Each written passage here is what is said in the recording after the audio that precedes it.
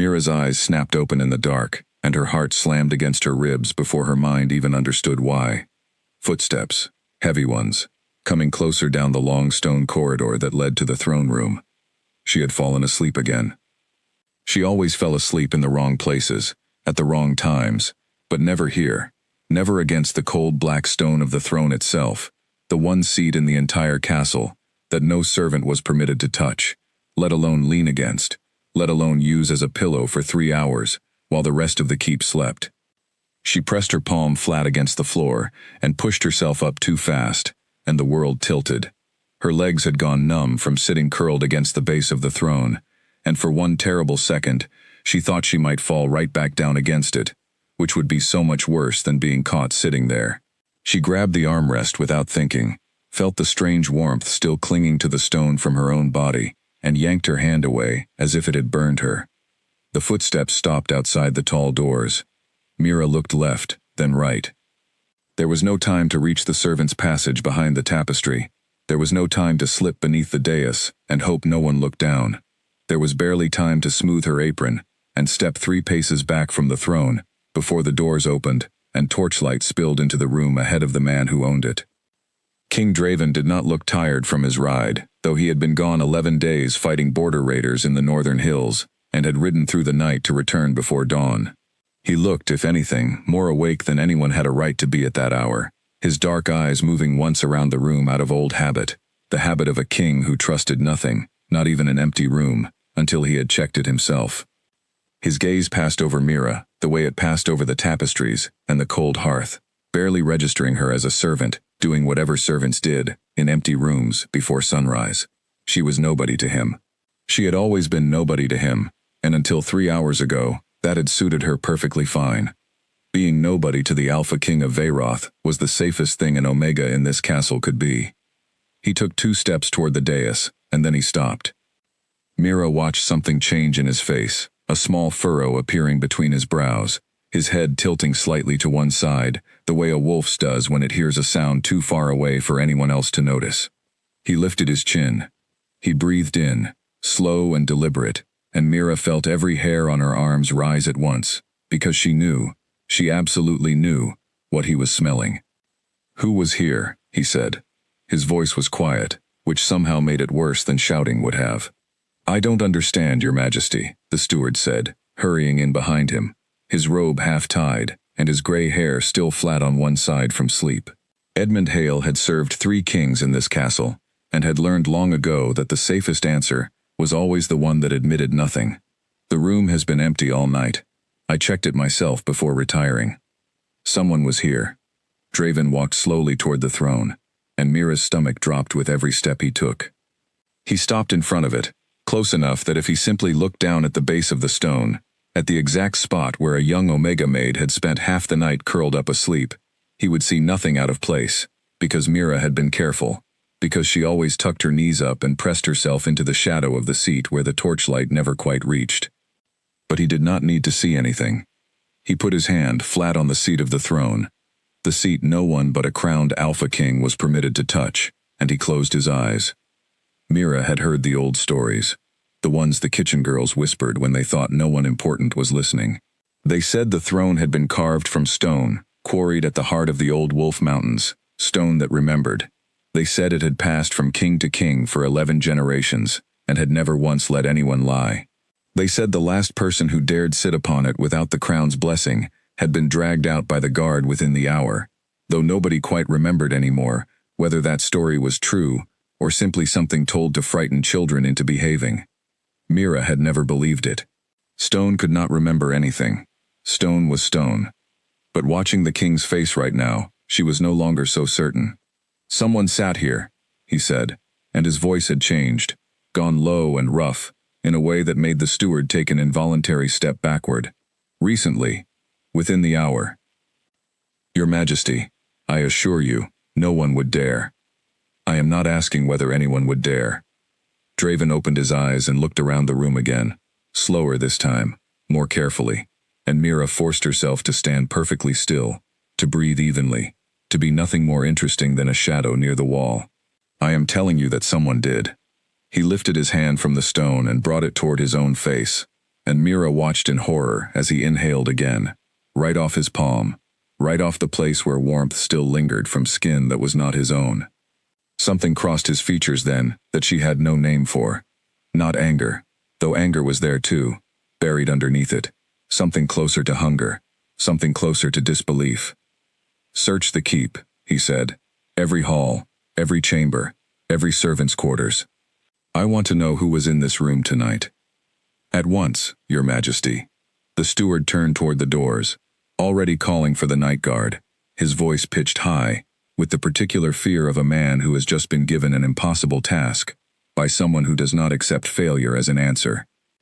Mira's heart was beating so hard she was certain the king would hear it, certain the sound alone would give her away, even if her scent had somehow escaped him. She thought of running. She thought of confessing right there, falling to her knees, and begging for whatever mercy a king might show a servant who had broken one of the oldest rules in the castle. But something held her still. Some small, stubborn, frightened part of her that whispered that confessing now, in front of the steward, in front of whatever guards would soon come pouring into this room, was the surest way to end up in chains before the sun even rose. So she said nothing. She stood by the wall with her hands folded in front of her apron, the posture of 100 invisible maids who had stood in 100 rooms while important men decided important things, and she waited to see whether the king's eyes would finally land on her and stay there. They did not. Not yet. He was still looking at the throne, at his own hand, at the empty air around him as though the scent itself might take shape and show him a face. "Your Majesty," Mira said before she could stop herself, and immediately wished the words back into her mouth. He turned. For one endless moment his gaze fixed on her, and she felt it like a physical weight, like being pinned beneath something far heavier than a look should ever be. His nostrils flared, just slightly, and Mira's whole body went cold with the certainty that this was it, that in 3 seconds he would cross the room and know, that he would smell it on her skin, the way he had smelled it on the stone. But the room was large, and the throne stood between them, and 11 days of hard riding and old fires, and horse and steel, and 100 other scents clung to him thick enough to dull anything softer. He looked at her, the way he had looked at her the first time, as a servant, nothing more, and something in Mira's chest loosened just enough for her to breathe again. "Speak," he said. "I only came to bring fresh water for the morning, Your Majesty."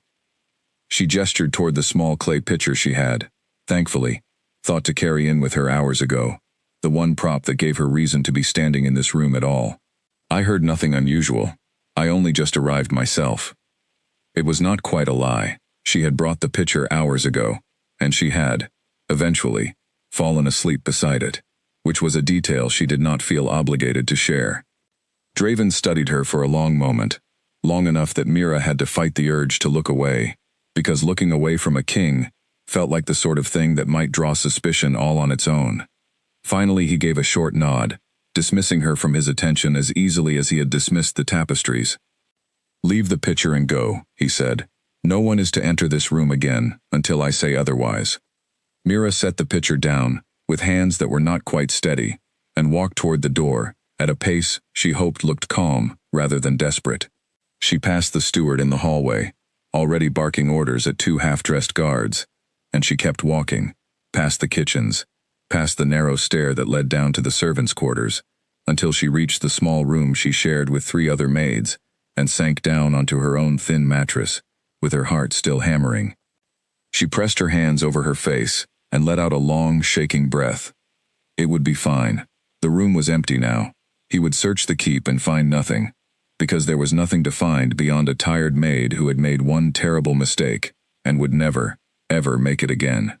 By morning the guards would give up. The steward would decide some passing merchant's cart had left a strange smell drifting through an open window, and life in the castle would go back to being exactly as small and unremarkable as it had always been. That was what she told herself as she lay in the dark, listening to the distant sound of boots on stone as the search began in earnest. That was what she believed, or wanted to believe, right up until the moment 3 hours later, when a guard she did not recognize appeared in the doorway of the maids' quarters, and called her name in a voice that made all 3 of her roommates sit bolt upright in their beds. "Mira Ashby, the king wants to see you." For a moment, she could not move at all. Then she rose, smoothed her apron with hands that betrayed every bit of the fear she was trying to hide, and followed the guard out into the corridor, toward whatever was waiting for her. She did not know, walking down that hallway with her pulse roaring in her ears, that she was about to change the entire course of a kingdom, simply by existing. She only knew that she was afraid, and that whatever came next, there was no version of it that ended with her simply going back to bed. The throne room felt colder in daylight than it had in the dark, though nothing about the stone had changed. Sunlight cut through the tall windows in long pale bars, catching dust in the air, falling across the black throne where Draven now sat, with one hand resting on the armrest, watching the doors. He had not called for her because he suspected her, not yet. He had called for her because the guards, sweeping the keep room by room, had found nothing. No stranger hiding in a cupboard, no forgotten guest asleep in an unused chamber. Nothing at all to explain the scent that would not leave his mind no matter how many hours passed. In the absence of an intruder, his steward had begun asking every servant who had been near the throne room that night, and Mira Ashby's name had come up twice, once from the steward's own memory of finding her there with a water pitcher, and once from a sleepy roommate who mentioned, without thinking much of it, that Mira often napped in strange places when she thought no one would notice. It was such a small, careless detail. It would be enough to end everything. Mira stepped through the tall doors with the guard close behind her, and she made herself walk the length of the room without stumbling, though every step felt like walking toward the edge of something she could not see the bottom of. She stopped a respectful distance from the dais and lowered herself into a curtsy, staring at the floor because she did not trust her own face right then. "Rise," Draven said. She rose. She kept her eyes down, the way any properly trained servant would, and waited. "You brought water to this room last night," he said. It was not a question. "Yes, Your Majesty." "At what hour?" Mira's mind raced through possible answers, weighing each one for how much truth it could survive holding. "Sometime before midnight, Your Majesty. I could not say exactly." "And you left immediately after?" This was the question that mattered. This was the one lie that, if it unraveled, would unravel everything else with it. Mira's throat felt tight. She thought of the punishment for lying to a king, and then she thought of the punishment for defiling the sacred throne, and found, to her own surprise, that the second fear was somehow larger than the first, larger and stranger, tangled up with something she could not name. "I stayed a short while, Your Majesty. I was tired." "I should not have lingered. I am sorry." It was, she decided quickly, safer to admit to lingering than to admit to what she had actually done. Lingering was a small offense. Sitting on the throne was not lingering. Sitting on the throne was something else entirely, something that might cost her more than a scolding. Draven's eyes narrowed slightly, and Mira felt the weight of his attention settle on her fully for the first time, no longer distracted by exhaustion or urgency, simply looking, the way a man looks at a puzzle he suspects is missing a piece. "Come closer," he said. Mira's feet did not want to obey, but she made them move anyway, one careful step and then another, until she stood at the base of the dais, close enough now that if he leaned forward even slightly, he would be close enough to catch any scent she carried, however faint, however carefully she had tried to wash the night off her skin, before the guard arrived. She saw the exact moment it happened. She saw his eyes widen, just slightly, saw his hand tighten on the armrest of the throne, saw something shift behind his expression, like a door swinging open onto a room he had not expected to find. He rose from the throne slowly, and Mira had to fight every instinct in her body that screamed at her, to step back, to run, to do anything, except stand still, while an Alpha King looked at her like that. "It was you," he said quietly. There was no point in lying anymore. Mira felt it, the way the truth simply arrived in the room, whether she wanted it to or not, settling over both of them, like a fact too large to argue with. "Your Majesty, I never meant—" "Be quiet." It was not cruel, the way he said it, though it was firm enough to stop the words in her throat immediately. He came down the 2 steps of the dais, close enough now that Mira had to tilt her head back slightly to keep looking at his face, though she was fighting the urge to look at the floor instead, to make herself small, the way she had been taught to do around anyone with power over her life. "Say nothing, let me think." He circled her once, slowly, and Mira stood frozen in the center of the room, while the King of Veyroth studied her, the way a man might study something he had lost long ago and never expected to find again. She did not understand what was happening. She only understood that whatever it was not the punishment she had been braced for, and somehow that frightened her even more. "Your Majesty," she finally whispered, unable to bear the silence any longer. "What will happen to me?" Draven stopped in front of her again, and for a long moment he said nothing at all. When he finally spoke, his voice had lost the hard edge it carried in the hallway. It was quieter now, almost uncertain, a tone that seemed strange coming from a man who commanded armies and ruled a kingdom without ever once, by all accounts, showing hesitation about anything. "I do not know yet," he said, "but you are not leaving my sight until I do." The order came down before Mira had even finished processing what had happened in the throne room, and it spread through the castle faster than any decree she had ever heard of. The Omega maid, Mira Ashby, was to be moved from the servants' quarters to a chamber near the royal wing, effective immediately, and was to remain there under guard until the king decided otherwise. No explanation was given. None was needed. Within a day, half the castle was whispering about it anyway. Mira sat on the edge of a bed far softer than anything she had ever slept on, in a room with a real window overlooking the eastern gardens, and felt more like a prisoner than she ever had, sharing a cramped mattress with 3 other maids, who at least knew her name, and did not stare at her like she was some kind of puzzle to be solved. "They say the king has not slept since he came back," said Alice Bramwell, one of the few maids brave enough to still speak to Mira normally, setting down a tray of bread and cheese she had smuggled up under the pretense of delivering the king's own breakfast leftovers. "He keeps going back to the throne room, just standing there. Old Edmund says he has never seen him behave this way about anything, not even the war. That is not comforting, Alice." "I did not say it to comfort you."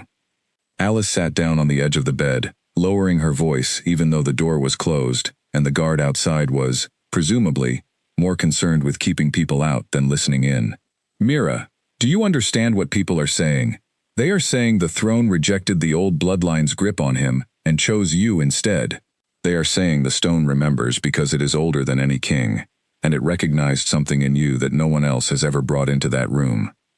"That is nonsense," Mira said, though her voice came out weaker than she intended. "I fell asleep against a chair. That is all that happened." "Chairs do not make Alpha Kings forget how to sleep." Mira had no answer for that, because it was true, and because some small, treacherous part of her kept circling back to the memory of Draven's face in the throne room, the way he had looked at her like she was something impossible, something he had been searching for without knowing it. She did not understand what that look meant. She was not sure she wanted to. The days that followed blurred together in a strange, suspended way. She was not permitted to work, which felt wrong in a way she could not fully explain, as though her hands did not know what to do with themselves without a task in front of them. She was not permitted to leave the royal wing, though she was given more freedom to move within it than she expected, wandering the quiet halls near her chamber under the watchful but not unkind eye of a guard named Nathaniel Gray, who spoke to her more like a person than a prisoner, and who, she suspected, had been chosen specifically because he would not frighten her. She saw Draven only twice in the first week, both times from a distance, both times with his advisors clustered around him, arguing about something she could not hear. Each time, his eyes found her before she had even noticed him, as though some part of him was permanently aware of exactly where she stood in any room they shared. It was on the 7th night, unable to sleep in the too soft bed in the too quiet room, that Mira gave in to the same restless habit that had gotten her into this situation in the first place. She rose, wrapped a shawl around her shoulders, and slipped past the guard outside her door with a quiet excuse about needing air, and found her feet carrying her, almost without her permission, back toward the throne room. The doors were unguarded at this hour, or perhaps simply guarded by someone who recognized her now and did not think to stop her. She pushed one open just enough to slip through, and stepped into the vast, dark room, moonlight falling through the tall windows and pooling silver across the stone floor. The throne sat exactly where it always had, black and ancient and silent, and Mira found herself walking toward it before she had consciously decided to move at all. She stopped a few feet away, staring at it, remembering the terror of that first night, and the strange pull she felt now, some quiet curiosity she did not fully trust. "You should not be here." She spun around, heart lurching, and found Draven standing near one of the windows, half hidden in shadow, watching her with an expression she could not read in the darkness. "Your Majesty, I did not mean." "I know." He stepped forward, into the moonlight, and Mira saw that he looked tired, in a way that had nothing to do with sleep. Tired in the way of a man carrying something heavy he did not know how to set down. I could not sleep either. It seems this room has a way of drawing us both back to it. Mira did not know what to say to that, so she said nothing, standing very still, while he crossed the room and stopped a few feet away from her, close enough now that she could feel the strange awareness she had felt that first morning returning, a kind of tension in the air between them that had no name she was comfortable giving it.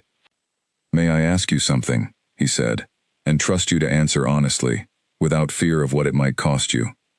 Mira's throat tightened, but she nodded. "Why did you come to this room that night, if not to do what you told the steward you did?" She hesitated, and then, because something about the quiet dark and the honesty in his voice made lying feel suddenly impossible, she told him the truth. "I was tired, Your Majesty. More tired than I could say without complaining, which servants are not permitted to do. This room is always empty at that hour, and the throne looked. I do not know how to explain it. It looked like the only quiet place left in the whole castle. I did not think anyone would ever know."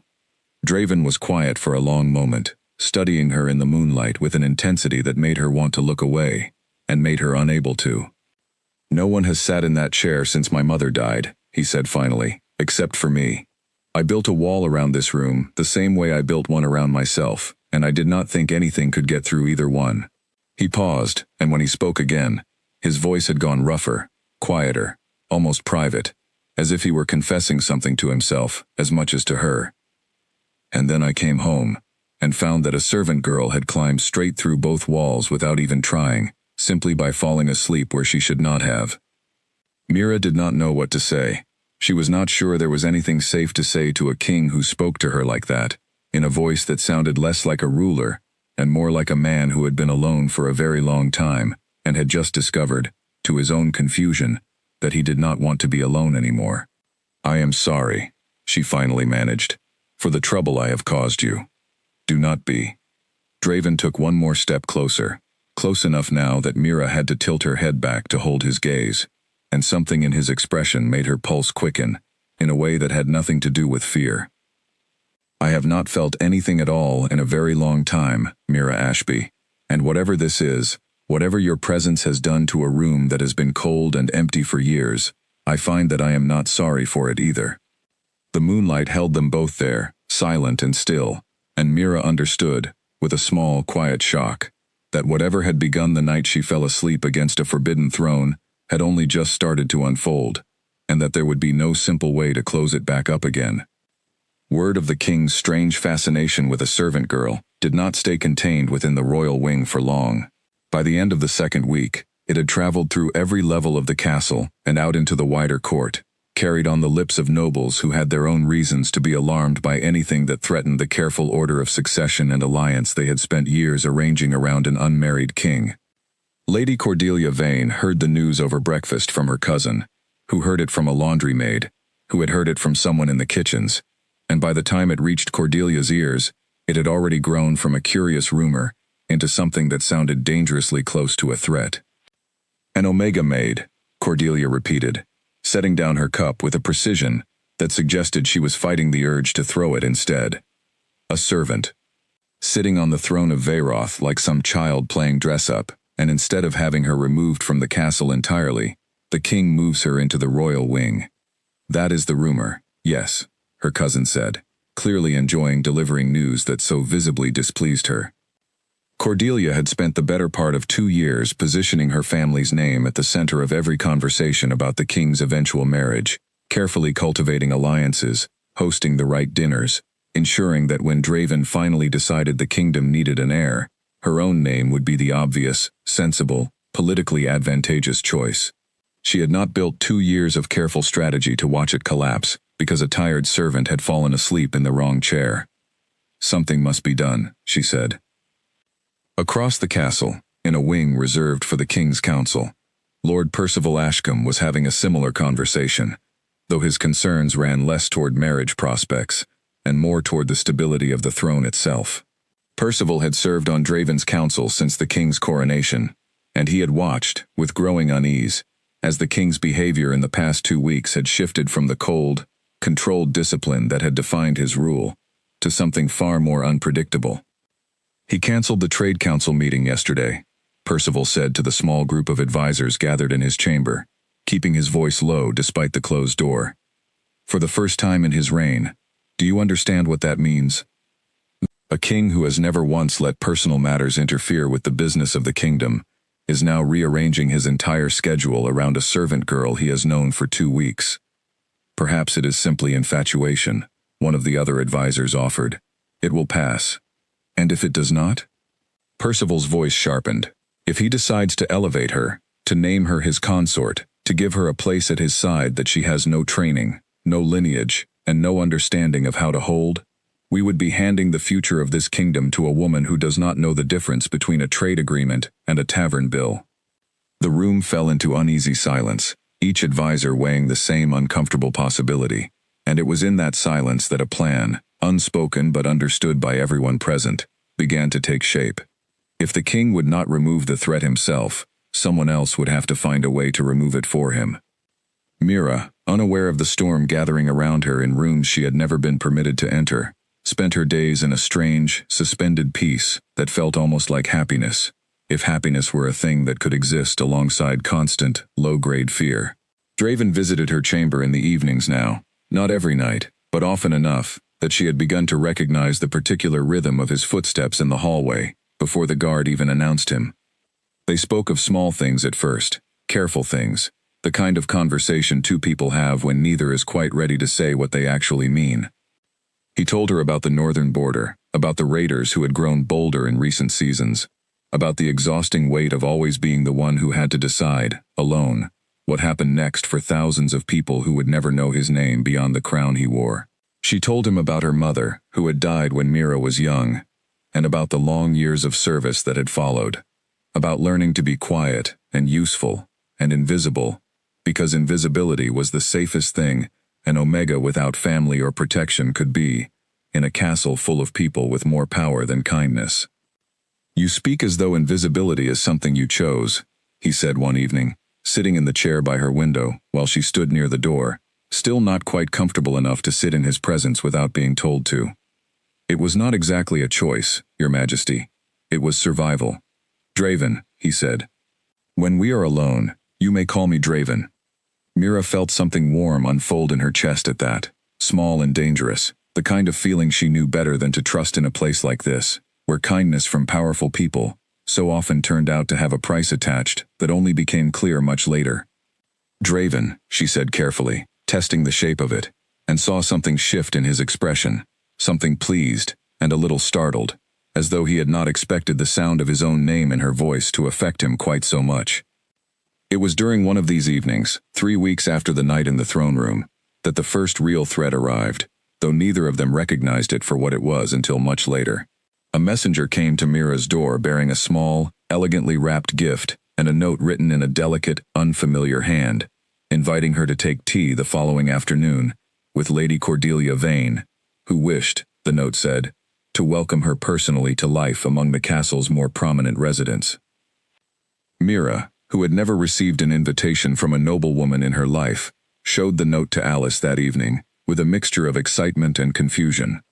"Do not go," Alice said flatly, reading it twice, as though the words might change on a second pass. "Mira, Cordelia Vane has spent 2 years trying to marry the king. This is not a welcome. This is a warning, wearing a pretty ribbon." "It is only tea," Mira said, though even as she said it, a small knot of unease had already begun tightening in her stomach. "Nothing involving that woman is only tea." Mira did not fully believe Alice's warning until the following afternoon, when she sat across from Lady Cordelia in a sitting room, so elegant it made her acutely aware of every rough patch on her own hands, and listened to 2 hours of carefully worded conversation that circled, again and again, around the same quiet point. That servants who rose too quickly, who forgot their place, who let a king's momentary distraction convince them they belonged somewhere they did not, tended to fall from great heights, in ways that were rarely gentle. "I only wish to be helpful," Cordelia said near the end, her smile perfectly pleasant, her eyes anything but. The court can be a cruel place for those who do not understand its rules. I would hate to see you hurt, my dear, simply because no one warned you in time. Mira walked back to her chamber that evening, with her hands trembling, not from fear of Cordelia herself, but from the sudden, sharp understanding of just how many people in this castle would be relieved, even glad, to see her disappear entirely, and how very little power she had to stop any of them, if they decided to make that happen.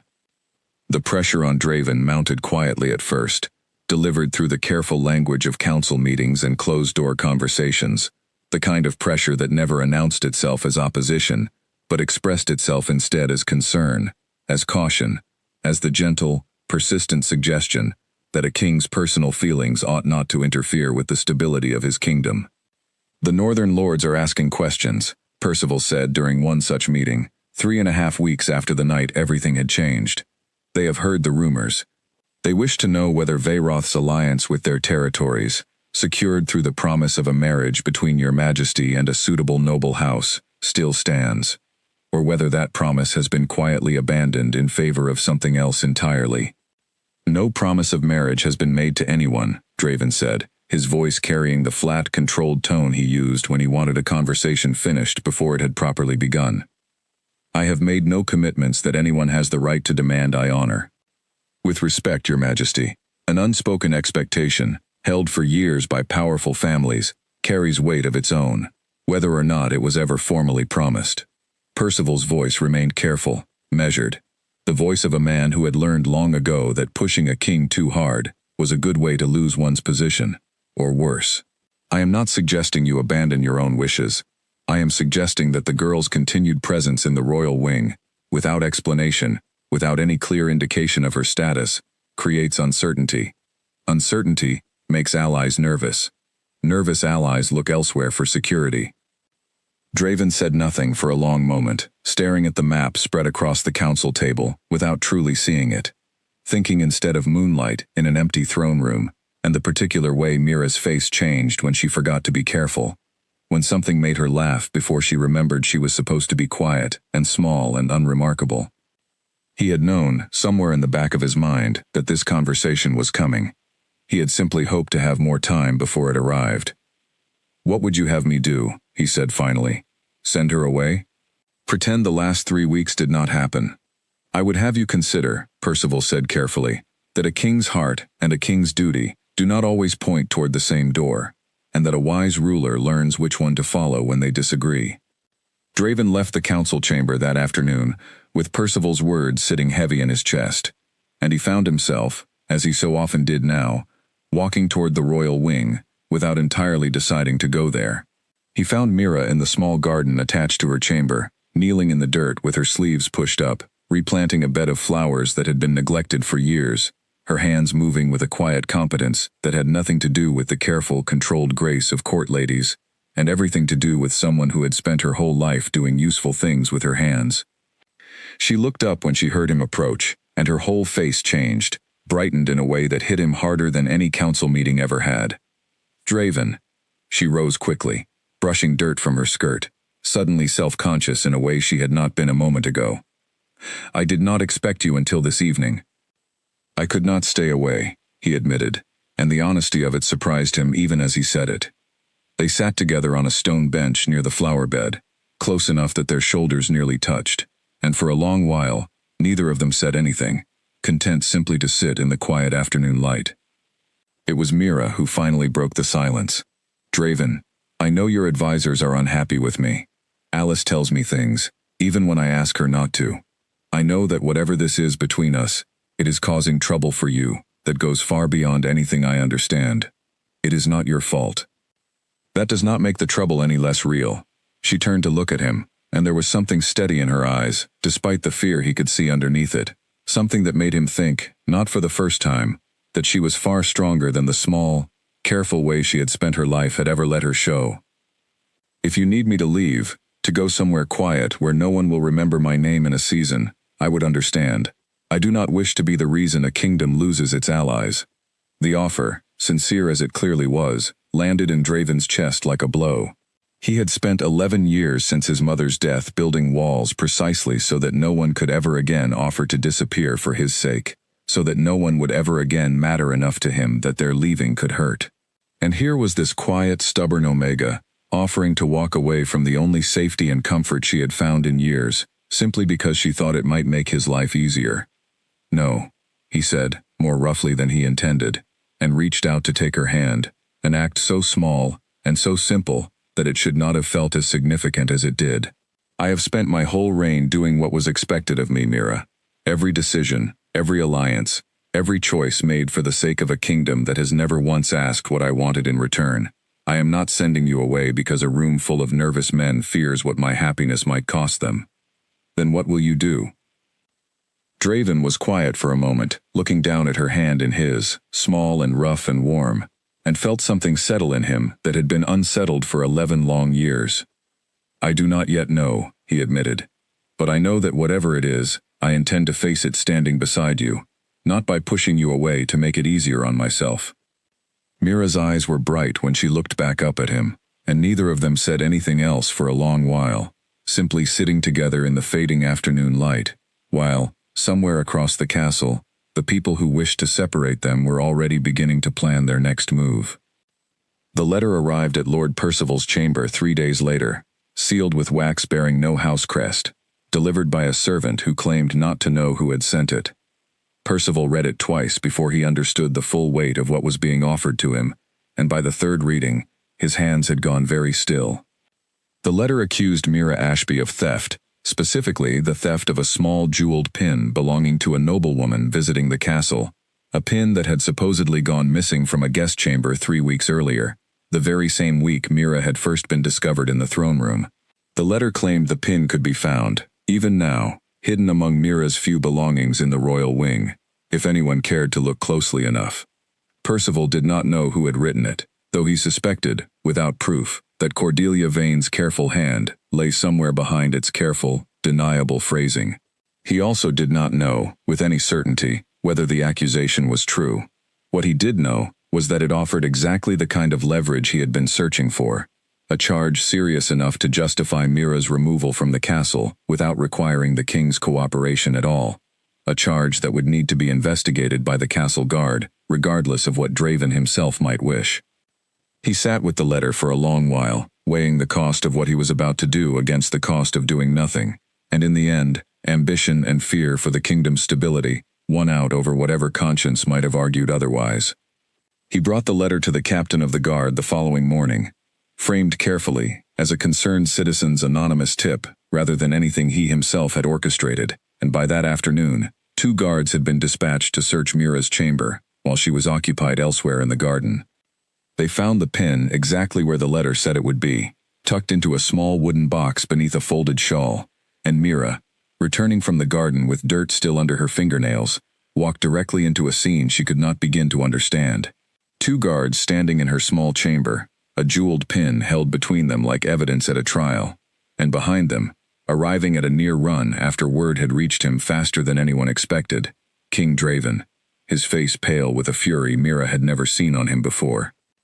"I have never seen that pin in my life," Mira said, and her voice, to her own horror, shook with the particular panic of someone telling the complete truth and realizing, in real time, that the truth might not be enough to save her. "It was found among your belongings," the senior guard said, though he had the decency to look uncomfortable saying it, clearly sensing the danger of being caught between an accused servant and an enraged king. "We were acting on information received, Your Majesty. Standard procedure requires—" "Whose information?" Draven cut in, his voice like a blade. "Anonymous, Your Majesty. Delivered to Lord Ashcombe, who brought it to the captain of the guard this morning." Draven's jaw tightened, and Mira watched something calculating settle into his expression, the look of a man beginning to see a pattern he did not like at all.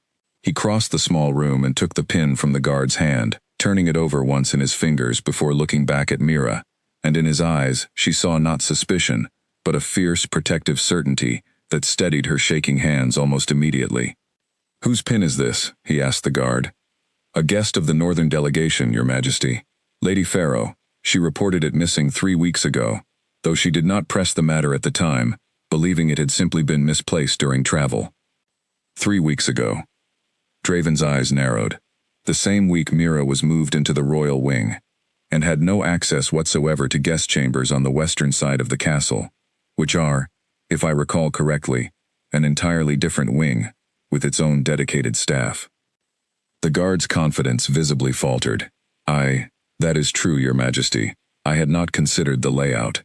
Someone placed this pin in her chamber, Draven said, and someone else was very careful to make sure it would be found. I want to know exactly who delivered that letter to Lord Ashcombe, and I want to know within the hour. The investigation that followed moved quickly once Draven put his full authority behind it, though the trail, unsurprisingly, proved difficult to follow to its true source.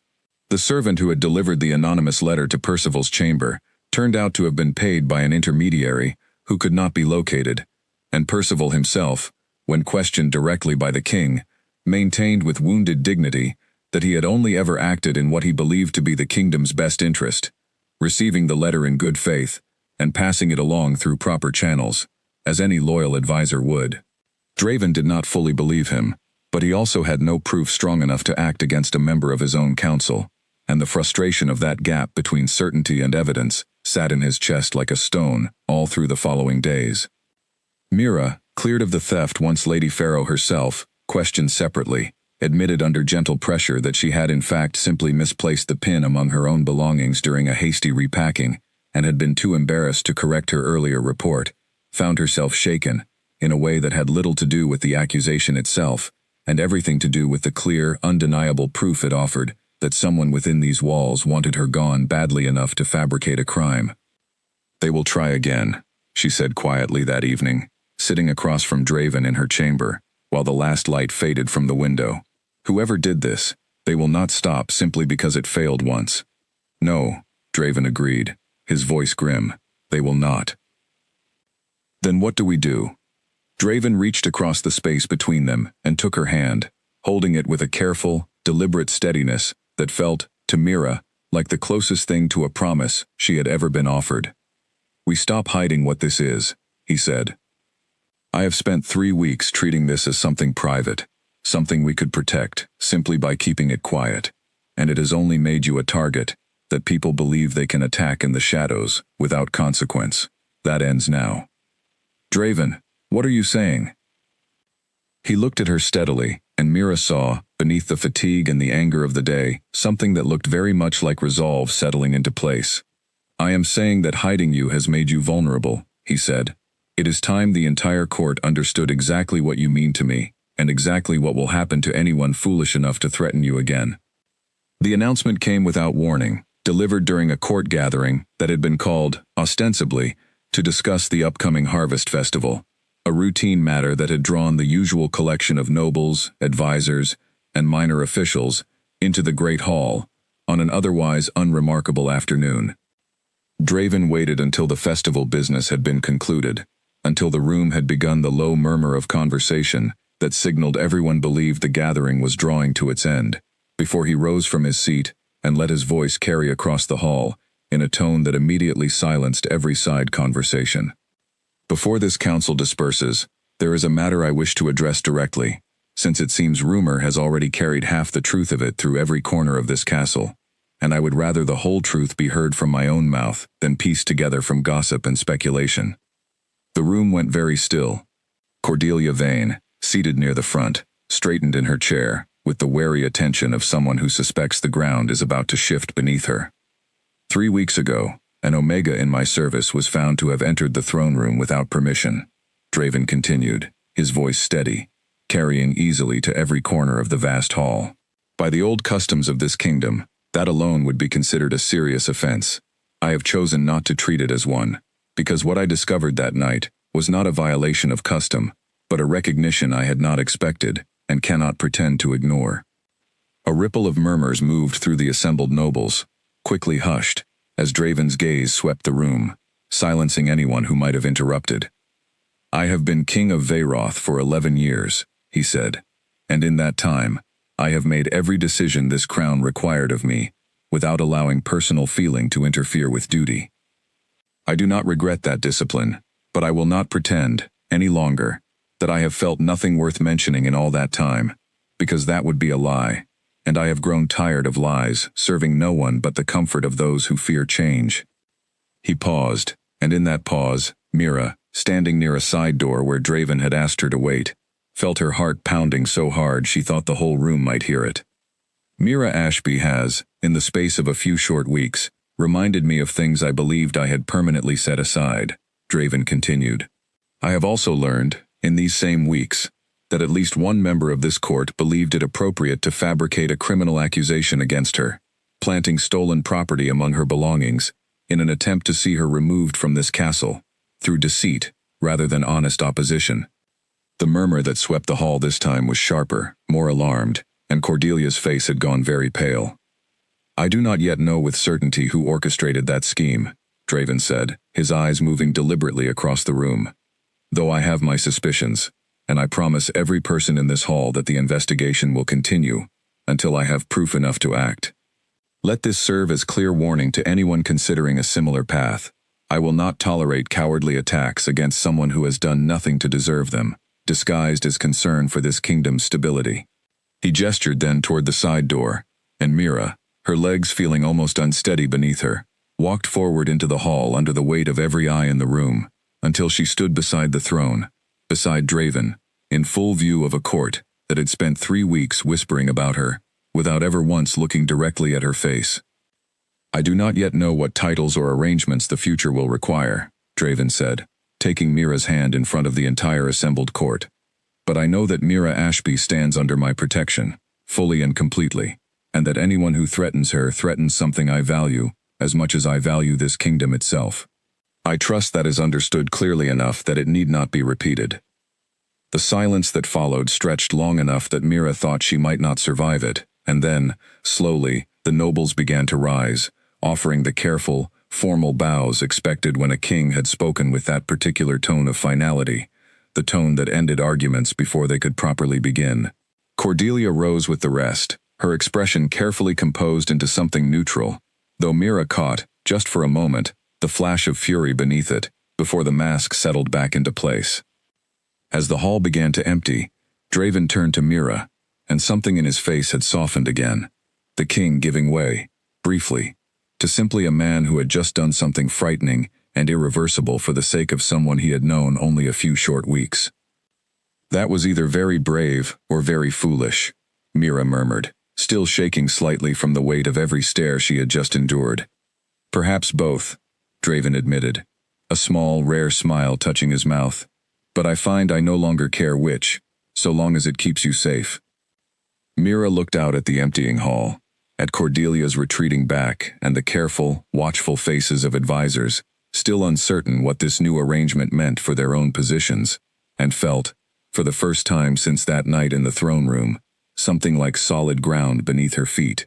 The danger had not disappeared. If anything, declaring herself so publicly had likely sharpened the resolve of whoever had tried to frame her before.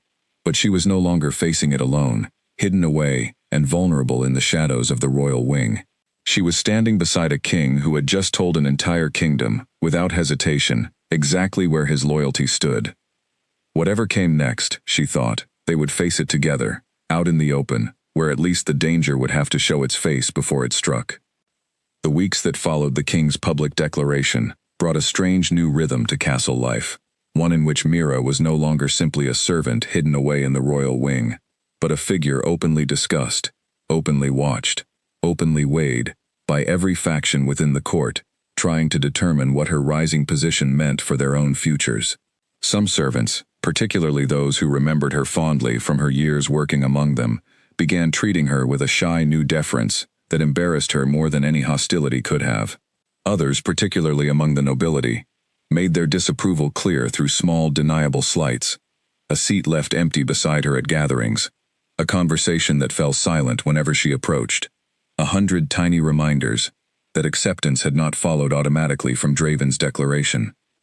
Cordelia Vane, for her part, had grown quieter since the announcement. Though quiet, Mira had learned quickly, was not the same as defeated. She still appeared at court functions with the same composed elegance, still smiled the same careful smile, and Mira found herself unable to shake the growing certainty that Cordelia was simply waiting, patiently, for a better opportunity than the clumsy attempt with the stolen pin had provided.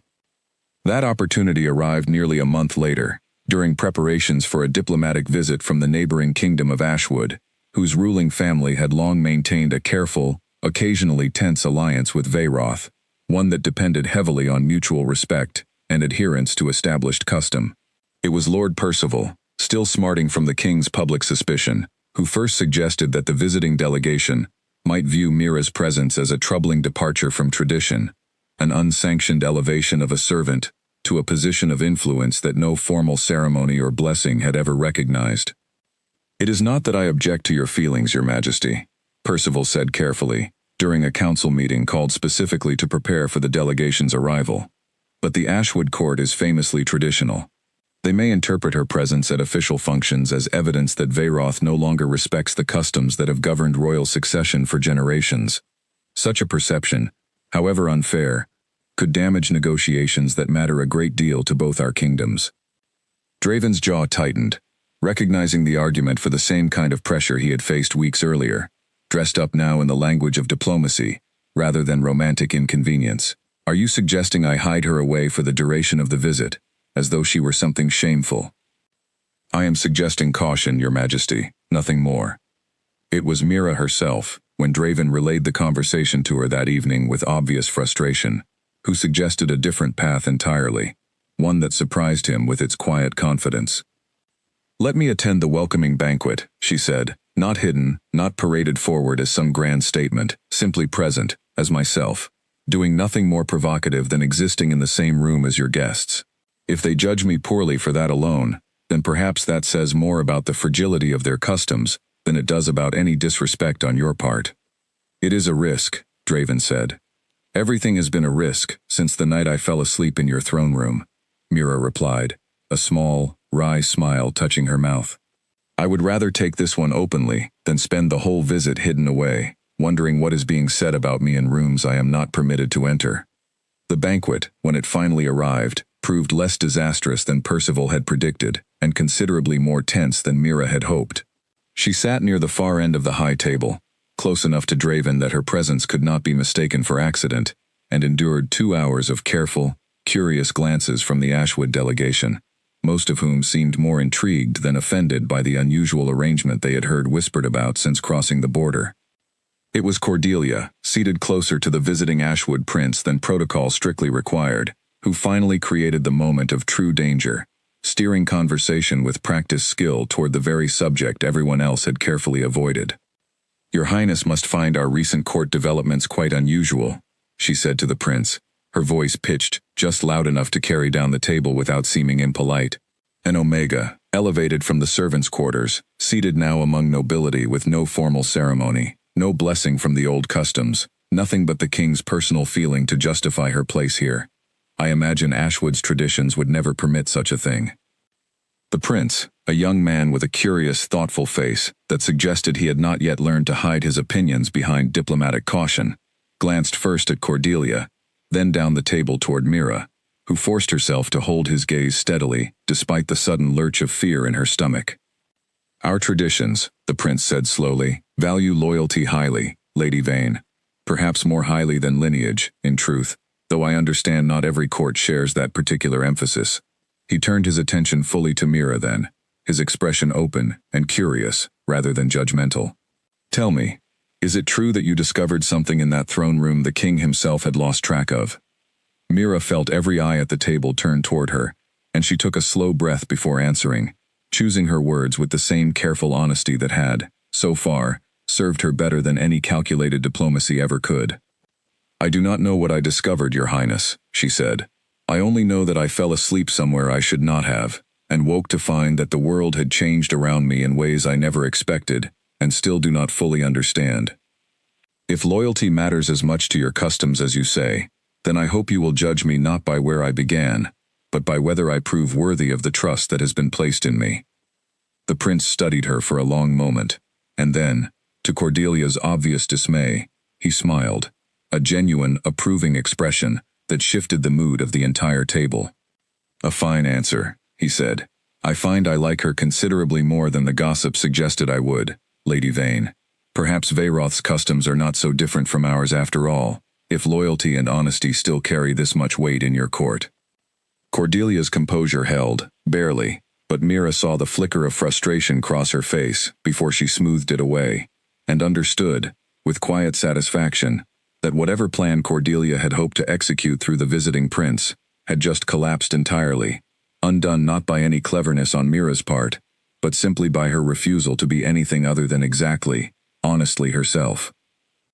Draven, watching from beside her, reached beneath the table and found her hand, squeezing it once, briefly, in a gesture that said more than any public declaration could have.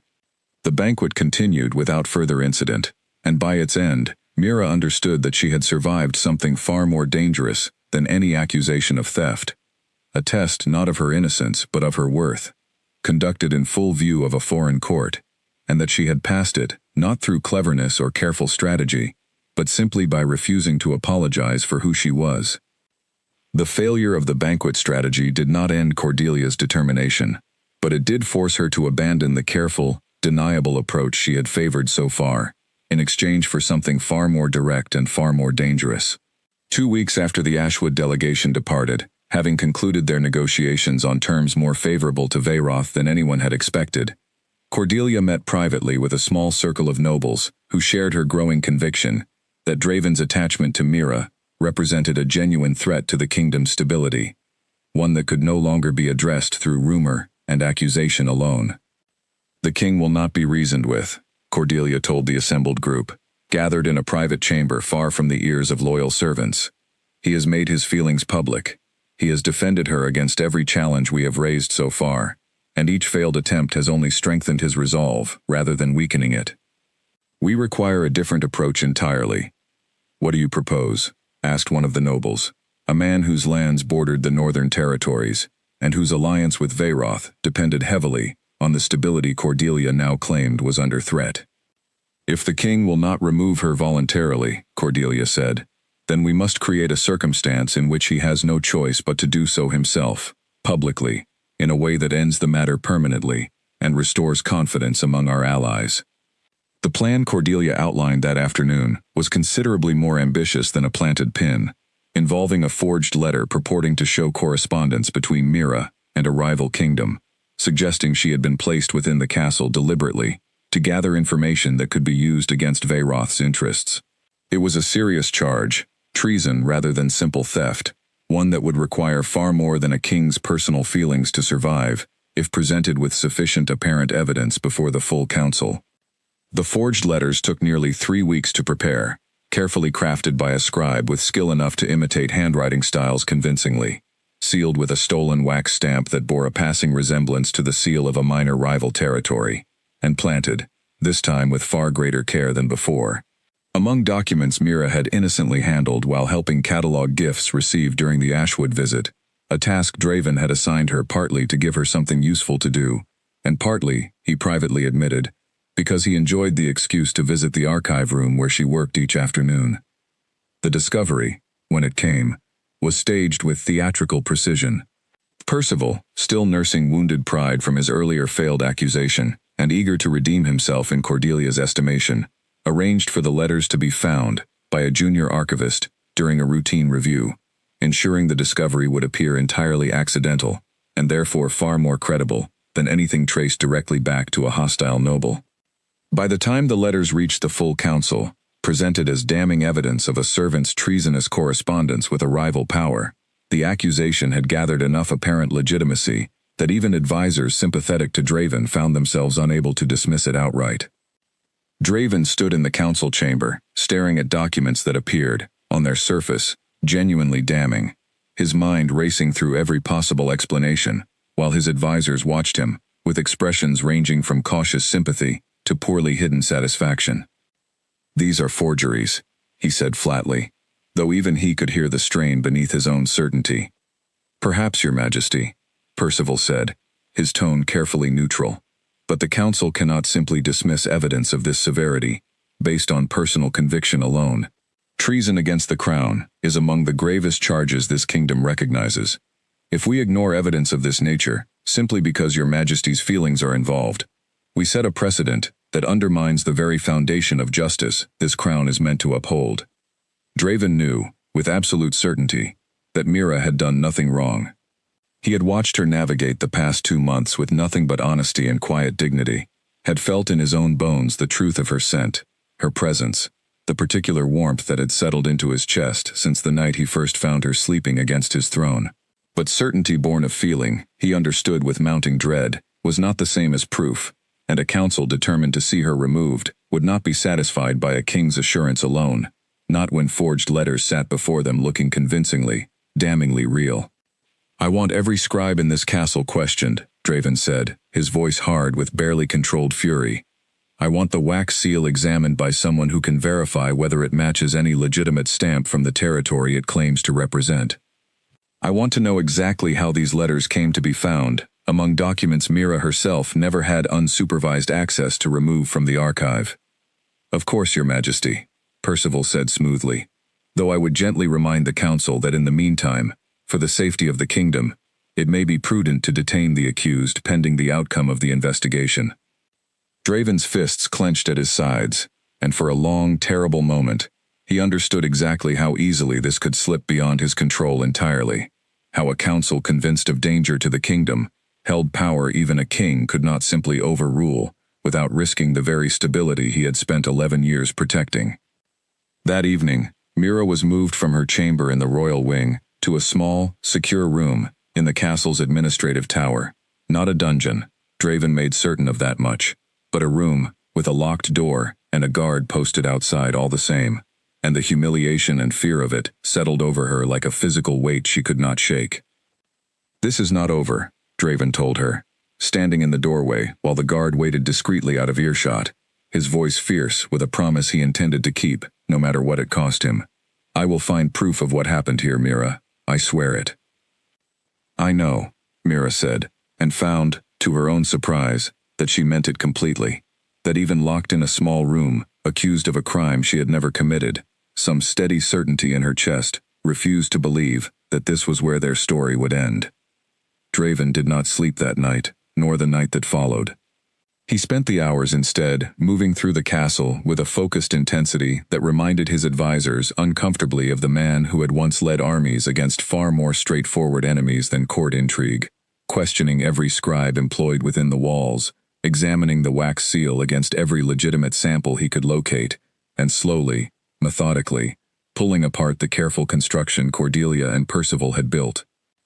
The break came from an unexpected source: Nathaniel Gray, the guard who had watched over Mira since her first days in the royal wing and had grown, in that time, into something closer to a genuine friend than a mere assignment, approached Draven on the second night with information he had gathered quietly, without official sanction, driven by his own growing conviction that something about the accusation did not sit right.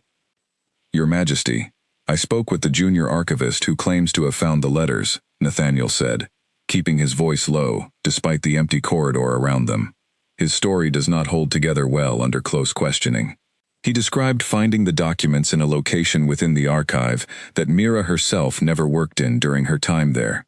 When I pressed him on the discrepancy, he grew nervous, and eventually admitted that Lord Ashcombe had personally directed him to that specific shelf that morning, claiming he had received a tip about misplaced documents needing review. Draven felt something cold and certain settle into his chest, the particular clarity that came whenever a battle plan finally revealed its weak point. Would he testify to that before the full council? "He is frightened, Your Majesty. Lord Ashcombe holds considerable influence, and the boy fears retaliation if he speaks against him directly. Then we will need to give him a reason to fear my displeasure, more than Lord Ashcombe's." The following morning, armed with the archivist's shaky but real testimony, along with a report from the castle's most trusted scribe, confirming that the handwriting in the forged letters, while skillfully imitated, contained subtle inconsistencies, inconsistent with the genuine correspondence it claimed to represent, and a jeweler's confirmation that the wax seal used bore signs of having been recently and crudely recreated, rather than genuinely aged, Draven called an emergency session of the full council. He laid out the evidence methodically, watching Percival's composure crack by degrees, as each piece fell into place, watching Cordelia's careful neutrality strain under the weight of testimony that traced the conspiracy's threads, increasingly close to her own involvement, though she had, characteristically, kept enough distance from the actual forgery that no single piece of evidence pointed directly to her hand. The archivist has confirmed, under questioning witnessed by 3 members of this council, that Lord Ashcombe directed him to the location where the forged letters were conveniently discovered, Draven said, his voice carrying across the silent chamber, with the particular authority of a king who had, at last, found solid ground to stand on. The handwriting has been shown to contain inconsistencies no genuine correspondence would display. The seal has been proven a recent forgery, not an authentic mark from the territory it falsely claims to represent. I ask this council plainly, does any member here still believe Mira Ashby committed treason against this crown? The silence that followed was answer enough. Percival, understanding with dawning horror that his own careless involvement had left him exposed in ways Cordelia's more careful hand had avoided, attempted a defense that grew increasingly incoherent under Draven's relentless questioning, until finally, faced with the mounting evidence and the certain knowledge that further denial would only deepen his own guilt in the eyes of the council, he broke. "It was Lady Vane's idea," he said, his voice shaking. "I only meant to protect the kingdom's alliances, Your Majesty. I never intended for it to go this far, I swear it." Cordelia's face, for the first time since Mira had met her, showed genuine fear rather than careful composure, and she rose from her seat with the last remnants of dignity she could muster. "This is absurd," she said. "I have offered nothing but concern for this kingdom's stability. Lord Ashcombe's guilt does not implicate me in any." "Enough." Draven's voice cut through her protest like a blade, final and absolute.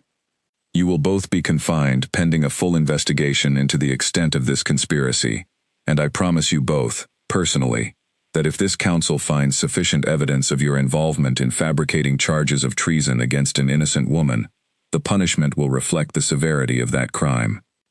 Guards moved forward to escort both Percival and Cordelia from the chamber, their protests fading into the corridor beyond, and Draven stood alone at the head of the council table for a long moment, feeling the particular exhaustion that comes after a battle finally won, before turning immediately toward the administrative tower, where Mira had spent 3 days locked away, waiting for a resolution she had never stopped believing would come. He found her sitting by the small window of her room, and when the door opened and she saw his face, saw the relief and fierce, protective love written plainly across features that had spent 11 years carefully guarding against exactly this kind of vulnerability, she knew, before he said a single word, that it was finally over. "You were right," he said, crossing the room to pull her into his arms with a desperate gentleness that spoke louder than any declaration. "It was never over. I told you I would find proof, and I did."